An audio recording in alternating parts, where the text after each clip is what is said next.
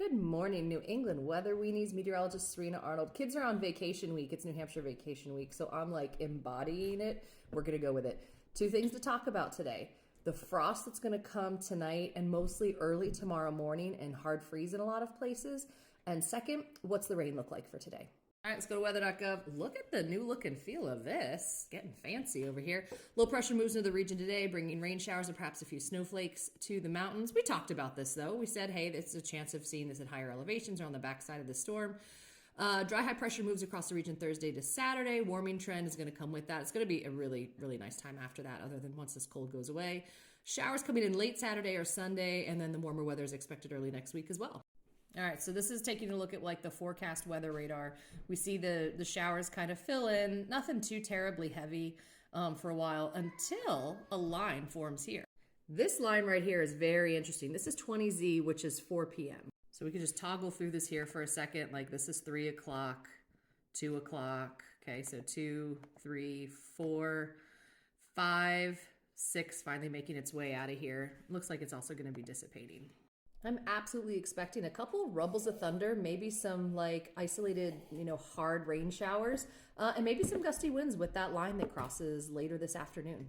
Now behind this cold front or with it come like strong gusty winds. I'll show you what happens there. And then those temperatures are going to drop.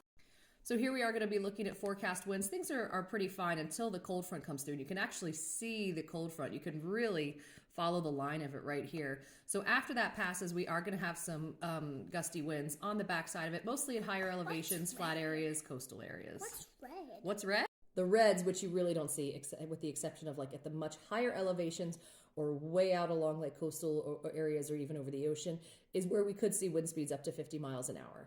Now, let's talk about that cold air next. So watching this, warms up a little bit today, but the cold front comes through and you could really see that cold front push. Remember, everywhere where we see these blues, where we kind of have that solid gradient of blue, is freezing. The only areas really spared in the viewing area here are like the Burlington area, some southern coastal locations, and that's about it. A weather phenomenon we should talk about soon in a separate video is temperature inversions.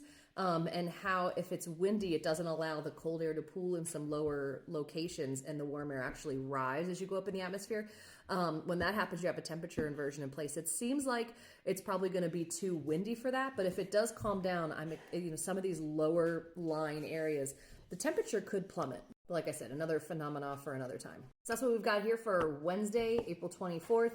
Rain moving through, a little bit of line of showers associated with the cold front, could get gusty after that, and the temperature is going to drop. It's going to be the chilliest, absolute chilliest tomorrow morning right around sunrise. Y'all learned that from a previous video, so don't go out there and uncover your plants at 6 a.m. and think you're safe. You're not. Give them a little bit more time. Give that sun an opportunity to come up in elevation angle and actually start warming things up before you uncover your plants in the morning.